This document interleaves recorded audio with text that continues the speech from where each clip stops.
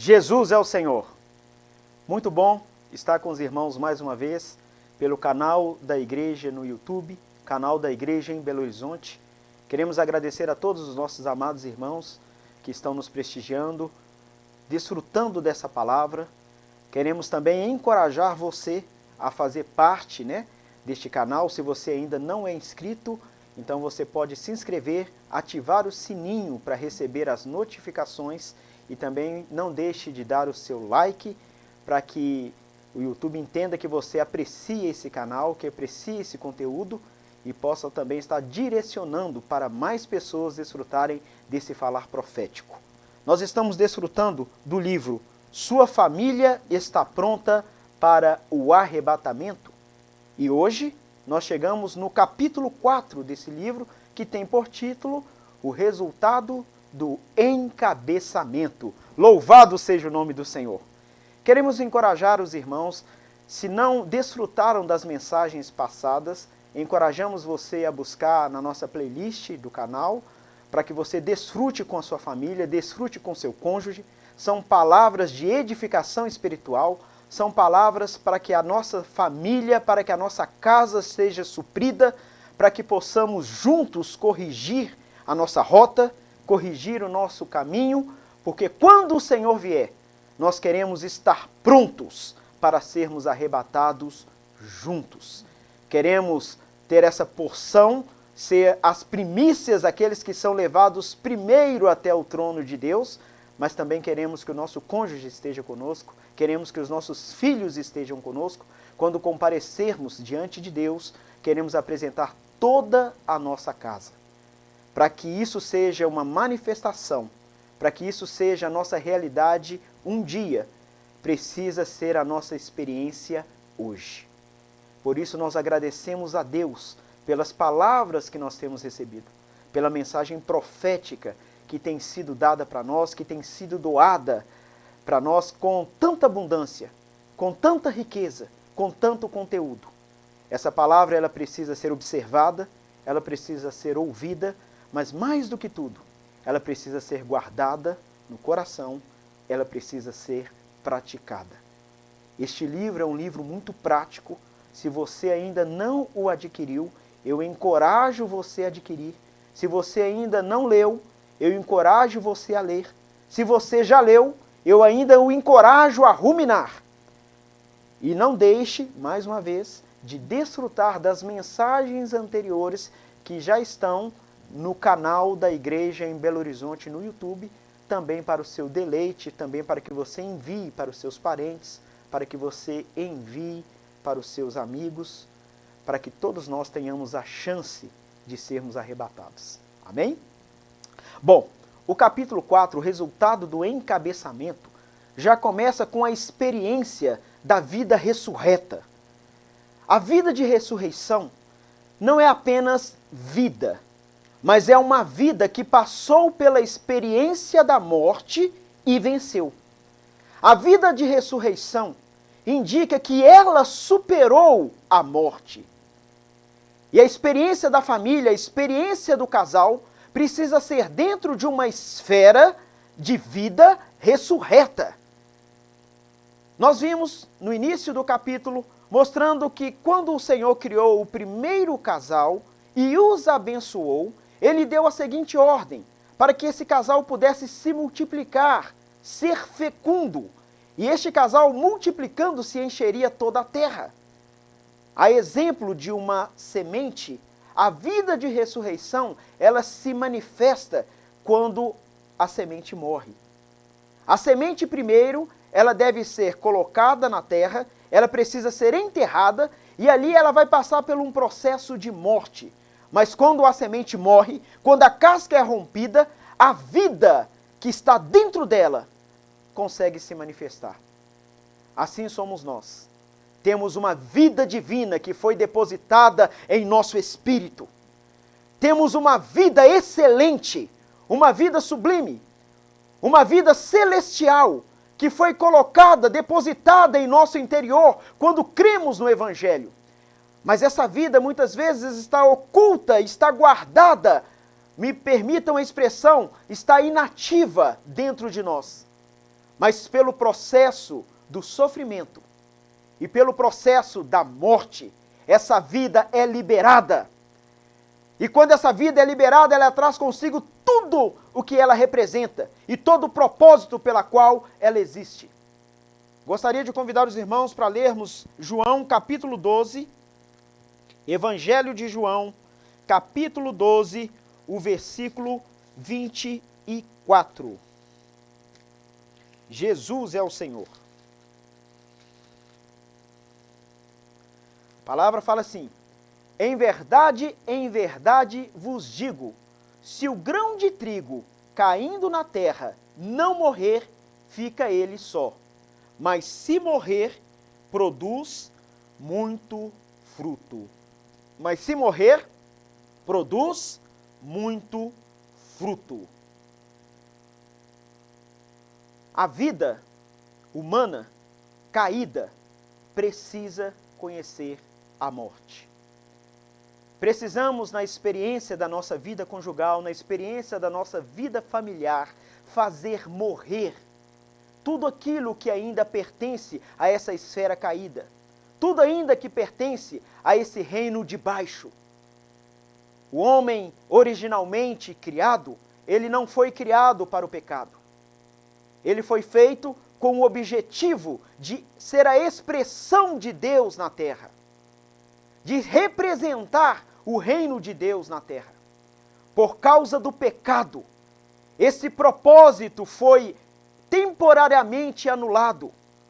Mas pelo Evangelho, por meio do nascimento, do viver humano, da morte e da ressurreição de nosso Senhor Jesus Cristo, agora essa vida divina que existe dentro do homem que crê, ela finalmente pode ser liberada para ser expressa. Usando o exemplo da semente, quando ela morre, nasce a vida.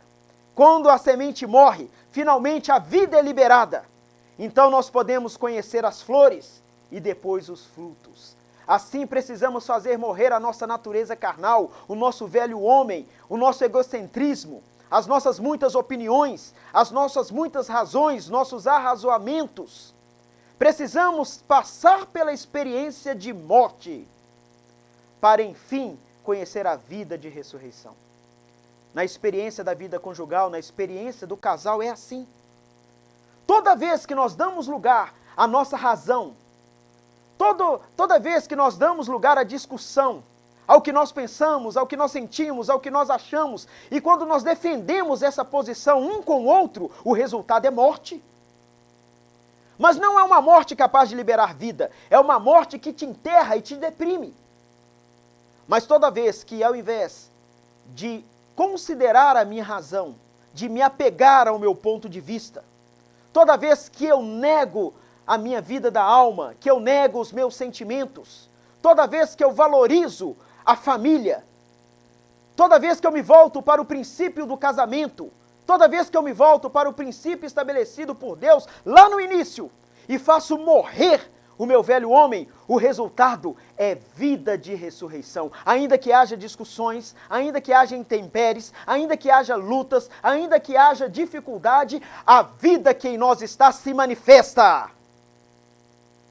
Então há arrependimento, existe perdão, o perdão é liberado, a comunhão é restabelecida, a reconciliação.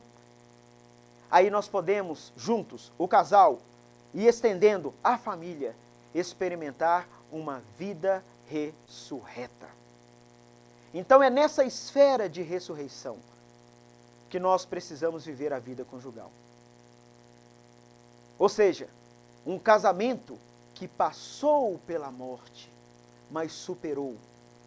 Um casamento que conhece o sofrimento, mas que conhece a vida de Deus, que habita e que é liberada toda vez que nós experimentamos a morte, toda vez que nós conhecemos a cruz.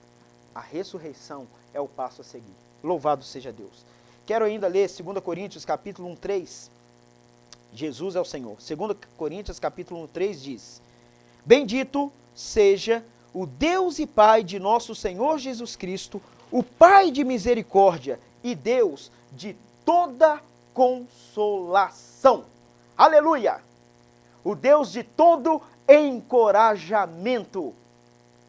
A vida familiar, a vida conjugal precisa ser uma vida onde não há acusação, onde as discussões, onde as acusações, onde as cobranças são subjugadas, onde as palavras de acusações, onde palavras de desânimos são substituídas por palavras de consolo, são substituídas pela palavra de encorajamento. O versículo 4 fala: e é Ele que nos conforta em toda a nossa tribulação, para podermos consolar os que estiverem em qualquer angústia, com a consolação ou com o encorajamento que nós mesmos somos contemplados por Deus.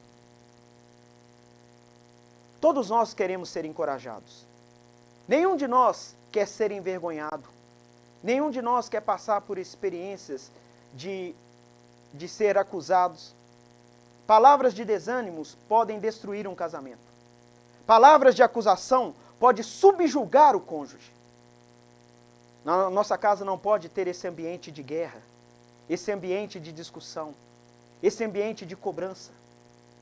Se nós tivermos essa postura de ficar cobrando, debatendo, discutindo e usando palavras que ferem uns aos outros, nós faremos do nosso lar, irmãos, me perdoe, um verdadeiro inferno. Deus não é esse Deus. Deus é um Deus de conforto. Deus é um Deus que consola. Deus, Ele nos traz encorajamento. O Senhor jamais vai mostrar os seus erros, jamais vai apresentar os seus pecados com o fim de subjugá-lo. O Senhor não quer provar que Ele está certo. O Senhor não quer defender um ponto de vista e mostrar a sua razão e fazer com que você seja envergonhado. A exposição do Senhor pela palavra, através do seu Espírito Santo, sempre terá como objetivo fazer com que você se reconcilie com Ele. Este é o modelo de vida que é dispensado pela palavra de Deus. E é esse princípio que nós devemos trazer para dentro do nosso casamento. Nós nos entregamos um ao outro. Nós confiamos um no outro. Nós fizemos votos um com o outro, diante de Deus, diante da igreja.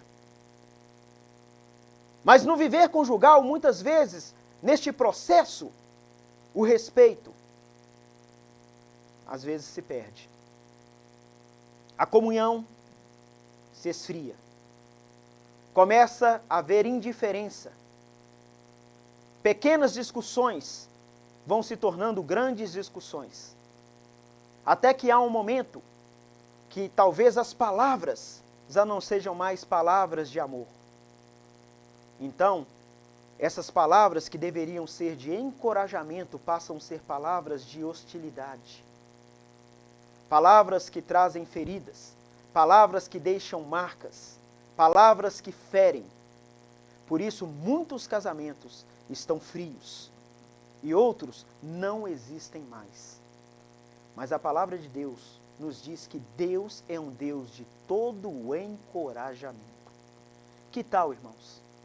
Ao invés de falarmos uns dos outros, ao invés de criar um ambiente de hostilidade, ao invés de palavras que desanimam, palavras de acusação, palavras de cobrança, vamos dar lugar a palavras de consolação. Sim, meu amor, eu compreendo. Sim, meu amor, eu entendo. Sim, você errou, ou nós erramos. Mas agora vamos buscar a graça do Senhor para podermos corrigir essa situação. Deus é Deus de toda consolação. Versículo 5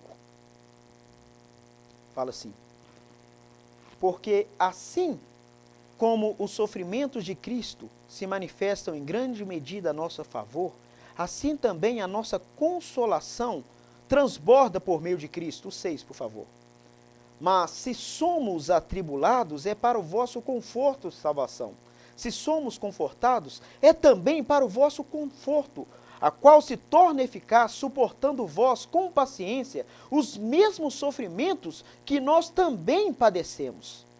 A nossa esperança a respeito de vós está firme, sabendo que, como sois participantes do sofrimento, assim o sereis da consolação. Senhor Jesus, se nós ao invés de cobrarmos uns dos outros, participarmos uns com os outros das dificuldades que surgem na vida conjugal, nós vamos gerar no nosso lar um ambiente de confiança, um ambiente de segurança. O nosso lar precisa ser um lugar onde nós temos prazer de estar. Um lugar onde eu me sinto seguro. Um lugar onde eu não preciso ser forte o tempo todo. O seu lar, amado irmão, e o meu lar precisa ser um ambiente onde eu tenho segurança de me abrir, de confessar, de me expor. Eu não preciso estar armado dentro do meu lar. Eu preciso estar livre. Eu preciso que no meu ambiente achar um lugar, no meu lar, nessa esfera construída por Deus, que é o meu casamento, que é a minha família. Eu preciso sentir seguro. A minha esposa precisa conhecer a minha fragilidade. Eu não preciso esconder a minha fragilidade dela, dos meus filhos. Eu não sou um super-homem, eu não preciso ter uma capa onde eu me escondo. Às vezes na rua, na sociedade, nós tentamos ser aquilo que nós não somos. Nós tentamos passar uma imagem de fortes, de super-homens. Até mesmo na questão espiritual, muitas vezes nós queremos ser apresentados ou ser conhecidos como um homem ou como uma mulher super espiritual. Um homem e uma mulher que não tem erros. Mas se você vive representando dessa forma, vai chegar um momento em que você será frustrado. Vai chegar um momento em que você vai se sentir abatido e até mesmo deprimido, porque é difícil sustentar algo que não é real. Eu quero que você tenha essa experiência de ser um homem de Deus, uma mulher de Deus, e ser conhecido assim pela sociedade, e ser conhecido assim pela igreja, e ser conhecido assim no seu lar, mas essa experiência, ela vem do fracasso, ela vem da luta. Um homem espiritual, uma mulher espiritual, um casamento espiritual, uma família espiritual é construído em um processo onde há falhas, onde há erro, onde há dificuldades, onde há sofrimentos, onde há tribulações, mas onde a vida de ressurreição está presente, onde a morte não impera, onde a morte não é a palavra final. Temos dificuldades, temos conflitos, temos pontos de vista diferentes, temos ideias diferentes, temos conceitos diferentes, falamos muitas vezes diferente. A minha esposa é muito diferente de mim. Os gostos dela não são os mesmos meus, nem sempre. Às vezes a postura que ela assume diante dos meninos, talvez não é a que eu gostaria. Às vezes a ordem dela difere da minha. Nós construímos um viver espiritual. E a começar pelo lar, nós precisamos criar um ambiente onde nós podemos ser quem de fato nós somos. A minha esposa precisa saber quem eu sou. Mas isso aí você não precisa ter dificuldade porque ela sabe quem você é. Nós podemos enganar a sociedade, podemos enganar até mesmo os irmãos da igreja, mas você não consegue enganar a sua esposinha, não consegue enganar os seus filhos, porque diante da sua casa, no seu lar, você está com... Eu explicarei a expressão, mas você está nu. A questão é, você se envergonha da sua nudez diante da sua esposa? Lembra o ambiente do Jardim do Éden? antes do pecado? Lembra do ambiente, da esfera que existia no Éden antes da queda? Homem e mulher estavam nus e não se envergonhavam. Mas quando o pecado entrou, quando o maligno injetou a semente, o veneno da discórdia, quando o pecado alcançou a alma humana e fez do corpo a carne, quando o homem se tornou caído, a primeira coisa que o homem e a mulher fez foi se cobrir, esconder a sua nudez.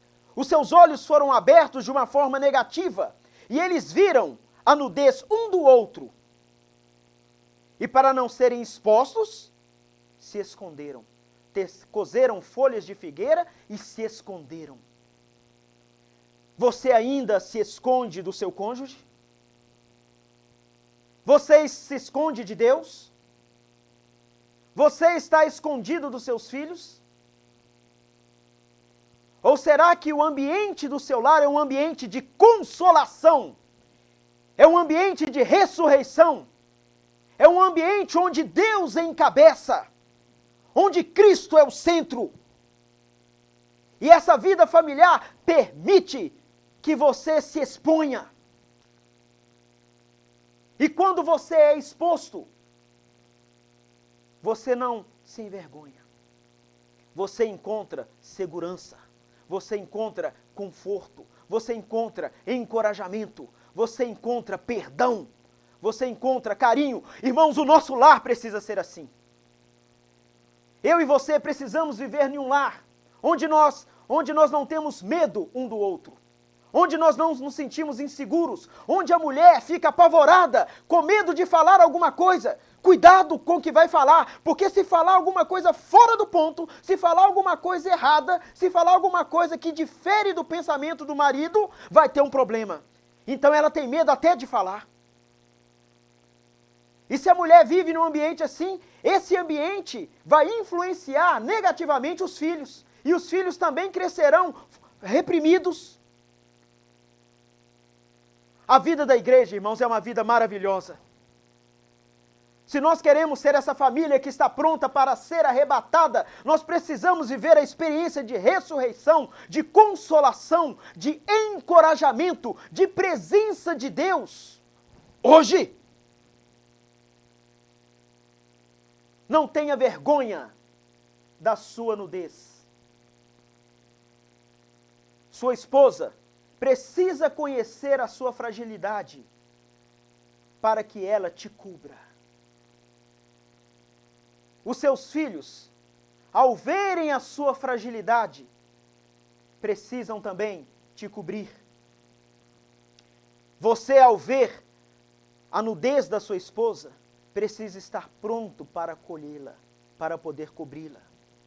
Os filhos não podem crescer num ambiente onde tem medo de falar, onde tem medo de se expressar, onde tem medo de errar. As nossas crianças, os nossos filhos precisam crescer em um lar que eles sabem que se errarem, serão disciplinados, mas não serão sufocados, não serão reprimidos, não serão odiados, não serão castigados. Irmãos, existe uma grande diferença entre disciplina e castigo. A disciplina é para aproveitamento. Um castigo sem fim, uma punição, não produz nada. Mas a disciplina produz um ambiente de arrependimento e de perdão e de progresso humano e espiritual. Por isso, nosso Deus é um Deus que dele só sai encorajamento, conforto e consolação. Nós precisamos buscar essa experiência no Senhor,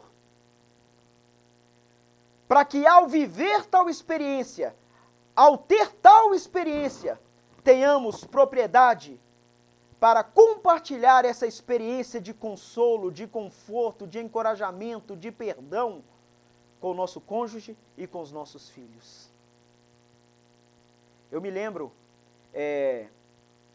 a mim não me desgosta falar novamente essa experiência, talvez eu já tenha compartilhado outras vezes, mas eu lembro que na época que eu estava tirando a minha habilitação, minha carteira de motorista, eu tentei a primeira vez, não deu certo, tentei a segunda, não deu certo, e eu fui a terceira, e fui animado, fui encorajado pela minha esposa, nós oramos juntos, e eu fui para o exame, e voltei totalmente abatido.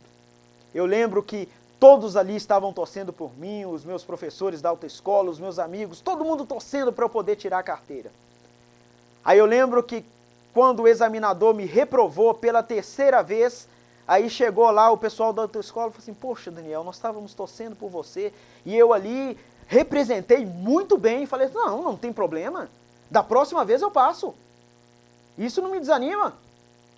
Eu fiz uma boa representação, saí dali de uma forma positiva, mas quando eu cheguei em casa, eu encontrei um ambiente seguro, onde eu podia me derramar e chorar. Aí eu chorei e encontrei consolo no colo da minha esposinha. E eu virei para ela e falei assim, esse negócio não é para mim, tem gente que não nasceu para dirigir e eu sou um deles, eu não quero tentar mais, isso não dá para mim. E ela me consolou. Uma experiência tão simples, mas extremamente necessária. Porque são experiências assim, irmão, simples. Talvez você considere algo pequeno, mas são experiências assim que criam e que geram uma história de confiança, de segurança, de admiração entre os cônjuges. Ela me consolou, ela me confortou, ela me encorajou e eu fui para a quarta. Aí de quarta foi. Glória a Deus. Você não precisa fingir ser quem você não é. Seja você mesmo diante de Deus. Apresente as suas fraquezas, apresente a sua fragilidade. Esteja nu diante de Deus, porque Ele sabe quem nós somos. E você, marido, como cabeça do lar, precisa criar essa esfera em seu lar. Essa esfera que você possui ao se achegar ao trono da graça, precisa ser o ambiente criado no seu lar. Acheguemo-nos, pois, com intrepidez, com confiança, junto ao trono da graça, a fim de receber socorro, a fim de achar misericórdia, a fim de achar salvação em tempos de oportunidade, em tempo oportuno. Nossos amados projetaram na tela, acheguemo-nos, portanto, confiadamente junto ao trono da graça, a fim de recebermos misericórdia e acharmos graça para socorro em ocasião oportuna. Irmãos, toda vez que nós nos achegamos ao trono da graça, é essa esfera que existe. É esse perdão, é a misericórdia, é a graça que se revela a nós. Você chega maltratado, você chega acabado, você chega cansado, você chega como quem está desistindo, mas você sai ali diante do trono, você volta dessa experiência de oração e de comunhão com Deus, revitalizado, pronto para ter um novo início. É esse ambiente do trono da graça que eu e você precisamos produzir no nosso lar. Um lugar onde os nossos filhos vão encontrar consolo. Diferente de Esaú, que quando com lágrimas buscou lugar de arrependimento e não achou, o meu filho, o seu filho, precisa encontrar lugar de arrependimento no seio da família. Ó Senhor Jesus, Ele é o Deus de toda consolação. Um ambiente assim, irmãos, te faz sentir seguro. Um lar assim te faz se sentir bem. Ó Senhor Jesus, vamos avançar? Ó Senhor Jesus, Senhor Jesus. Vamos ler novamente, João Miguel, por favor? Poderia projetar? João Miguel está nos dando suporte aqui. João Miguel e Carlão, obrigado por esses amados irmãos que cooperam com o Evangelho com tanta disposição. Não, 2 Coríntios, João. 2 Coríntios capítulo 1, versículo 4. Senhor Jesus. Quero ler só mais uma vez para a gente poder ir para o próximo tópico. É Ele que nos conforta em toda a nossa tribulação, para podermos consolar os que estiverem em qualquer angústia. Olha, irmãos, com a consolação que nós mesmos somos contemplados por Deus. Louvado seja Deus. Aquilo que nós experimentamos diante de Deus é o que nós reproduzimos no nosso lar. Aquilo que você espera alcançar de Deus é o que você precisa dar para o seu cônjuge e ampliando para os seus filhos. O consolo, o conforto, o encorajamento, a segurança são obtidas numa experiência de oração e comunhão junto ao trono da graça. E isso que é produzido na sua comunhão íntima com Deus é refletida no seu lar, no ambiente da sua casa, começando com seu cônjuge e se estendendo para os seus filhos. Se nós queremos receber a misericórdia de Deus, precisamos ser aqueles que dão misericórdia. Amém? Jesus é o Senhor. Quero ler também Romanos capítulo 5, versículos de 3 a 5. Romanos capítulo 5, os versículos de 3 a 5. Fala assim: e não somente isto, mas também nos gloriamos nas próprias tribulações, sabendo que a tribulação produz perseverança. A perseverança, experiência. A experiência, esperança. Ora, a esperança não confunde, porque o amor de Deus é derramado em nosso coração pelo Espírito que nos foi outorgado. Todas as experiências do casal produzem a vida necessária para suprir os filhos. Todas as experiências de tribulação pela qual nós passamos no nosso lar, todos os sofrimentos, todas as lutas no viver diário, irmãos, são para produzir em nós um caráter divino. E quando, então, não se desespere diante das adversidades.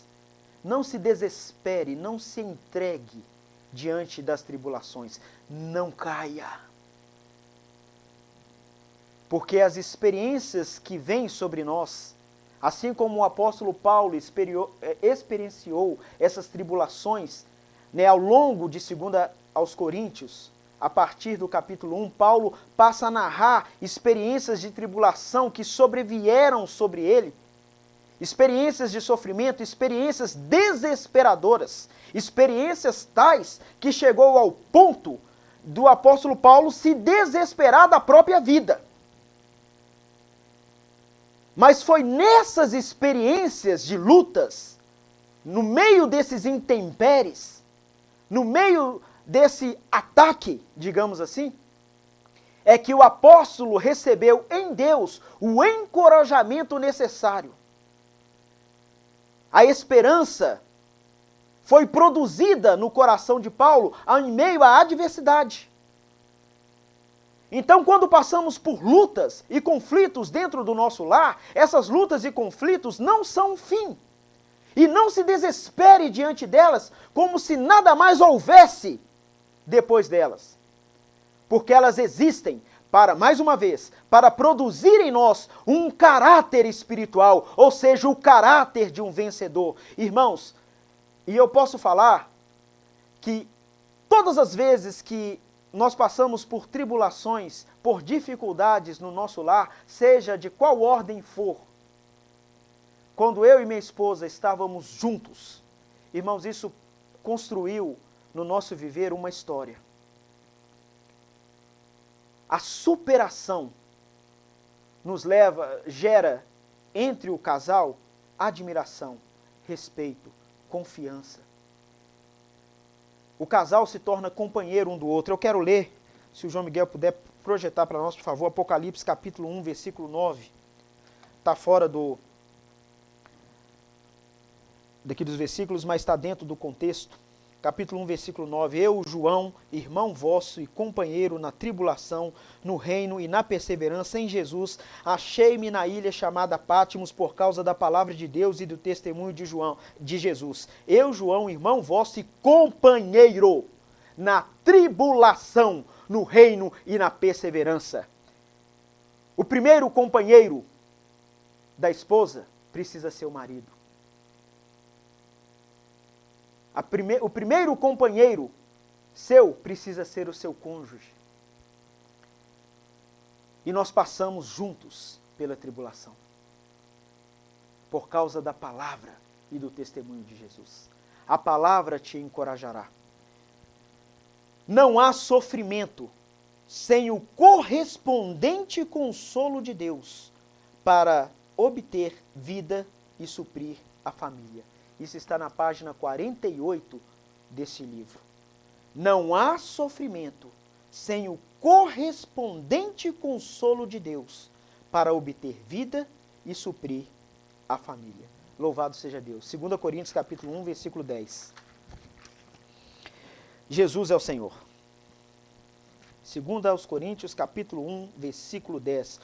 O qual nos livrou e livrará de tão grande morte, em quem temos esperado que ainda continuará a livrar-nos. Versículo 11.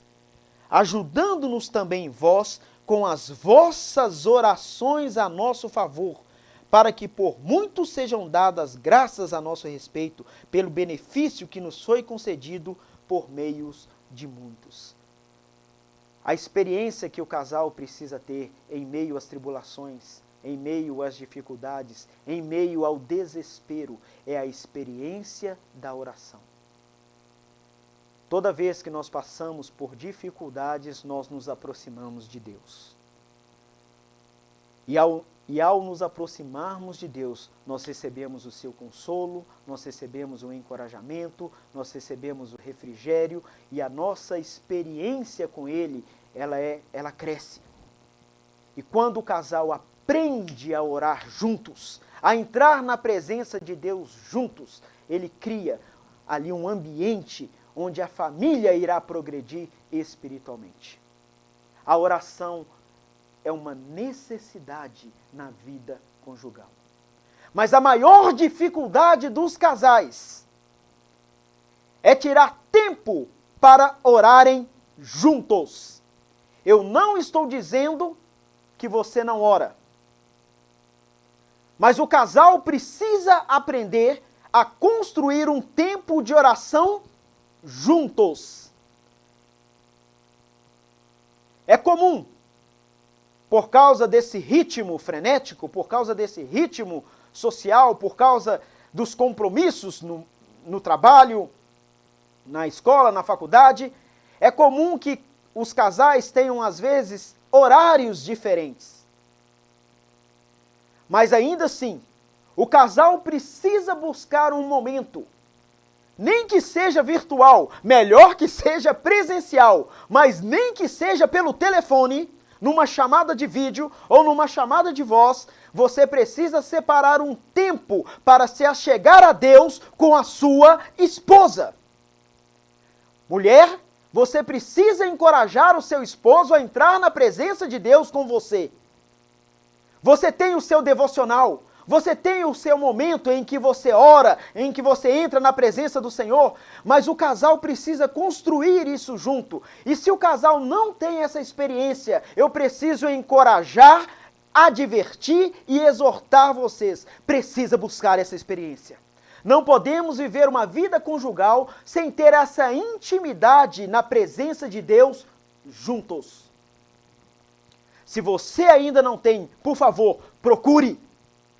Pague um preço. Às vezes nós temos esse viver de oração, mas separados um do outro. Mas quando o casal se une na experiência da oração, irmãos, o resultado é glorioso. Até a intimidade do casal é fortalecida.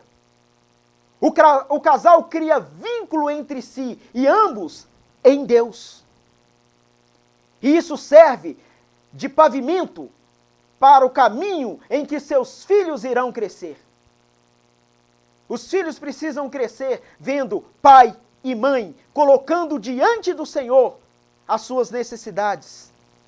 Os filhos precisam crescer em volta de uma mesa, vendo pai e mãe agradecendo a Deus por aquele alimento. Os filhos precisam crescer num ambiente onde pai e mãe conhecem a Deus em oração. Senhor Jesus, eu me lembro que logo quando eu cheguei em Belo Horizonte, eu comecei a fazer caminhada ali na Lagoa da Pampulha, eu e minha esposa. Então nós andávamos todo dia 8 quilômetros. Eram os melhores 8 quilômetros do dia. Porque nós estávamos juntos. E nós íamos 4 orando e voltávamos os 4 orando. Nós começávamos orando, oração de louvor, de gratidão. Depois nós entrávamos nos encargos. Nós orávamos pelos nossos filhos, nós orávamos pelo nosso lar, orávamos pelos nossos objetivos, colocava diante do Senhor nominalmente cada um dos nossos filhos. Depois nós estendíamos essa oração para o nosso grupo familiar, nós orávamos pelos casais do grupo familiar, pelos filhos do grupo familiar, pelos jovens, pelos adolescentes, pelas crianças. Depois nós avançávamos e orávamos pelos casais da igreja, orávamos pelos encargos. Irmãos, eu lembro que às vezes 8 quilômetros era pouco para se estar na presença do Senhor. A gente ainda voltava dessa caminhada, às vezes entrava dentro do carro ainda naquela esfera de oração. Hoje nós não estamos fazendo mais caminhada, mas a oração continua. Isso precisa permanecer. A oração, irmãos, traz o conforto. A oração traz o que é necessário. Outra experiência com a oração foi no período em que minha esposa esteve no CTI por causa do Covid. E eu lembro que todos os dias os médicos ligavam para o meu lar, ligavam para mim e falavam que o quadro da minha esposa estava cada vez pior. E no começo eu fui guardando isso para mim, para que os meninos não ficassem tão preocupados, mas depois chegou um momento em que o médico falou que o quadro dela inspirava muito cuidado, que ela não estava bem. Aí eu lembro que eu entrei para dentro do chuveiro e ali eu liguei e chorei muito, e os meninos ouviram. E eles ficaram preocupados, papai, o que está acontecendo? Papai, o que está acontecendo? Aí eu lembro que o Senhor ali, sozinho, eu orei. E quando eu saí do chuveiro, eu reuni os meus filhos e nós nos ajoelhamos na sala da minha casa. E ali eu falei para eles o que o médico havia falado. Mas junto com a notícia do médico, eu apresentei a notícia de Deus. Eu falei assim, isso é o que o médico está dizendo. Isso é o que o homem está dizendo. Mas agora, filhos, nós precisamos ouvir o que Deus está dizendo. Qual é a vontade dele? Então, ali naquele momento, nós oramos muito e nós choramos diante do Senhor. Nós apresentamos a Deus o nosso coração, o nosso desespero. E ali o meu filho mais velho, o Lucas, o meu filho do meio, o Davi, a minha filha mais nova, a Isabelle, todos oraram, todos choraram, e nós falamos, Senhor, nós não ousamos ir contra a sua vontade. Ela é maior do que a nossa. O Senhor sabe porque a Aline está passando por esse momento, o Senhor sabe porque essa tribulação veio até o nosso lar, nós queremos confiar em Ti. Nós não vamos contra a sua vontade, mas apresentamos o nosso coração. E ali, irmãos, depois da oração, nós fomos consolados. Nós nos sentimos confortados. Nós nos sentimos amados, acolhidos pelo Espírito do Senhor. E pela misericórdia de Deus, isso foi um marco para nós. Logo depois dessa oração, no outro dia, no dia seguinte, as notícias que nós recebemos a respeito da Aline foi só um quadro evolutivo, né? Ela só foi para o bem. ela foi evoluindo, foi progredindo na sua saúde. Isso nos trouxe muita alegria e isso marcou a vida dos nossos filhos. Eles entenderam que as nossas necessidades precisam ser apresentadas a Deus. Irmãos, são muitos princípios que estão nesse livro. Me perdoem, eu tomei muito tempo nesses 2 itens porque eu julguei necessário. Eu ainda vou complementar, mas eu quero encorajar você, eu quero abrir esse parêntese no meio dessa mensagem, para encorajar você a ler esse livro. Leia com espírito de oração. Leia com seu cônjuge. Rumine. Comece lá do capítulo 1. Vá lendo. Não tenha pressa para terminar. Leia com os seus filhos, se possível. Mas não deixe de desfrutar dos princípios espirituais que estão contidos nesse livro. Eles podem salvar o seu casamento, eles podem trazer conforto, eles podem trazer consolo, eles podem trazer uma nova experiência para a sua vida conjugal. A oração é tão importante, irmãos. Esse aspecto da oração é tão importante na vida de um casal que eu gostaria de ler 1 Coríntios capítulo 7. Senhor Jesus. 1 aos Coríntios capítulo 7. O versículo 5. Jesus é o Senhor. Fala assim: não vos priveis um ao outro, salvo talvez por mútuo consentimento por algum tempo, para vos dedicardes à oração, e novamente vos ajuntardes, para que Satanás não vos tente por causa da incontinência. A oração é a única ressalva que Deus faz, que Deus permite para que um casal se separe por algum tempo, para se dedicar à oração. Paulo aqui está falando que o casal, ele não pode se privar um ao outro do seu direito. O corpo da esposa pertence ao marido, o corpo do marido pertence à esposa. Então não se privem um ao outro. Aí Paulo só faz uma ressalva, talvez, por pouco tempo, para vos dedicardes à oração.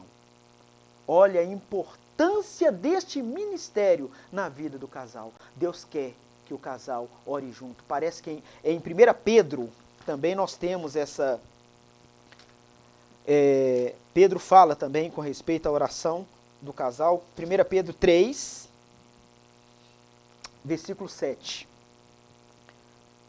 Eu vou resumir. Maridos, vós igualmente vivei a vida comum do lar com discernimento e tendo consideração para com a vossa mulher como parte mais frágil. Tratai-a com dignidade, porque sois juntamente herdeiros da mesma graça de vida, para que não se interrompam as vossas orações. Pedro aqui também faz uma observação. A mulher precisa ser submissa ao seu marido, assim como Sara foi submissa a Abraão, até o ponto de lhe chamar de Senhor. Esposa, você precisa construir uma esfera no seu casamento, onde o frisado de cabelo, onde a beleza exterior não seja o centro, mas Cristo. Você deve se unir ao seu marido. E marido, você precisa ter consideração pela sua esposa como parte mais frágil.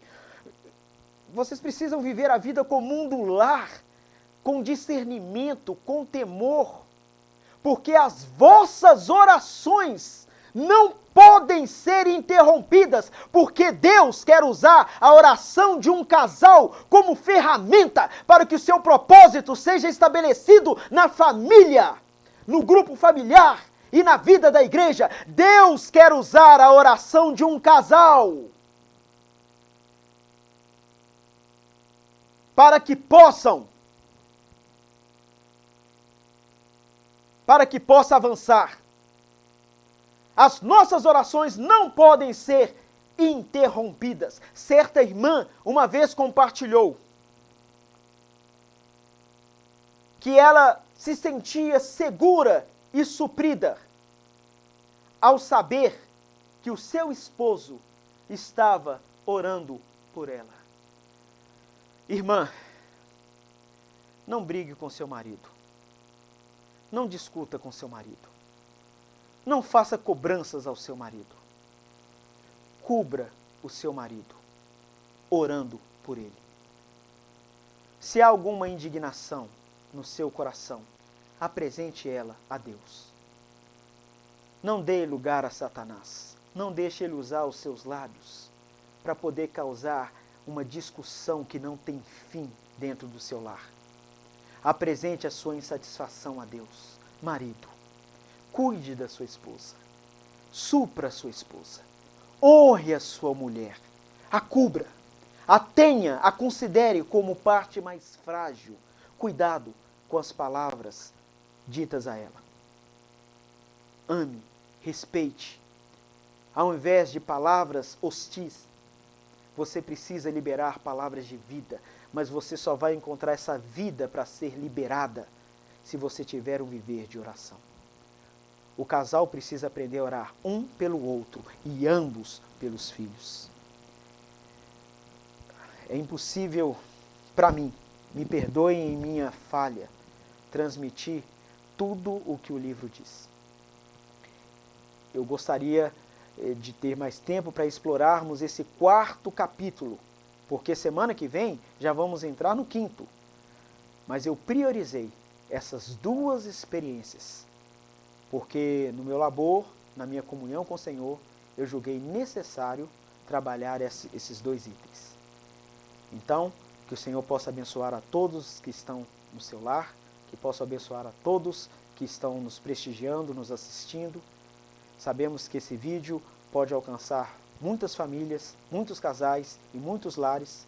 Por isso, contamos com você para que se inscreva no canal, para que ative o sininho para receber as notificações e também não deixe de dar o seu like para que o YouTube promova essa palavra, faça com que ela chegue em outros lugares e alcance o maior número possível de irmãos. Que o Senhor abençoe a todos. Jesus é o Senhor.